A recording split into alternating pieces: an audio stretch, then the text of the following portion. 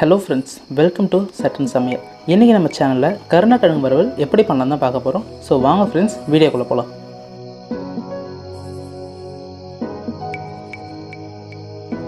First ஒரு பேனில் தண்ணியை கொதிக்க வச்சுக்கலாம். நான் 1/2 கிலோ karunai வாங்கியிருக்கேன். அந்த karunai இந்த மாதிரி சைஸில் வெட்டி எடுத்துக்கிறேன்.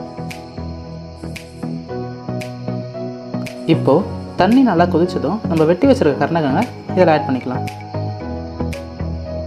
இப்போது கொஞ்சோண்டு புளி தண்ணி சேர்த்துக்கலாம். 1/2 டேபிள் ஸ்பூன் மஞ்சத்தூள், 1/2 டேபிள் ஸ்பூன் உப்பு, 1/2 டேபிள் ஸ்பூன் எலுமிச்சை சாறு எல்லாம் சேர்த்து ஒன்றா கலந்து விட்டுக்கலாம். இந்த karunai 4லேருந்து 5 நிமிஷத்துக்கு நல்லா கொதிக்க வச்சு எடுத்துக்கலாம். இப்போ karunai நல்லா வேக வச்சாச்சு.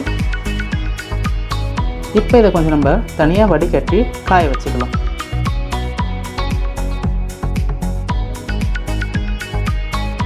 karunai இருக்க தண்ணி எல்லாமே வடிஞ்சு காஞ்சதுக்கப்புறம் ஒரு பேனில் எண்ணெய் ஊற்றி நம்ம காய வச்ச karunai எல்லாத்தையும் இந்த எண்ணெயில் போட்டு பொரிச்சு எடுத்துக்கலாம். அடுப்பை மிதமான சூட்டில் வச்சு karunai எதுவும் தீயாத அளவுக்கு பார்த்து பொரிச்சு எடுத்துக்கோங்க.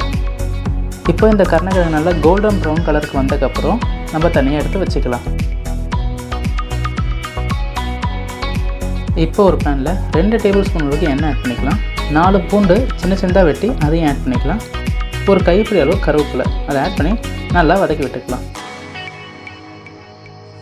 இப்போது நம்ம பொரிச்சு வச்சுருக்க karunai இதில் சேர்ந்து நல்லா கலந்து விட்டுக்கலாம். அதில் கொஞ்சோண்டு பெருங்காயத்தூள், 1 டேபிள் ஸ்பூன் அளவுக்கு மிளகாய்த்தூள், 1/4 டேபிள் ஸ்பூன் மஞ்சத்தூள், 1/2 table spoon garam masala, 1/2 table spoon கொத்தமல்லி தூள், தேவையான அளவுக்கு உப்பு எல்லாத்தையும் ஒன்றா கலந்து விட்டுக்கிட்டு இப்போ ஆட் பண்ண எல்லா மசாலையும் ஒரு 5 நிமிஷத்துக்கு நல்லா மீடியம் ஃப்ளேமில் வச்சு கலந்து விட்டுக்கலாம்.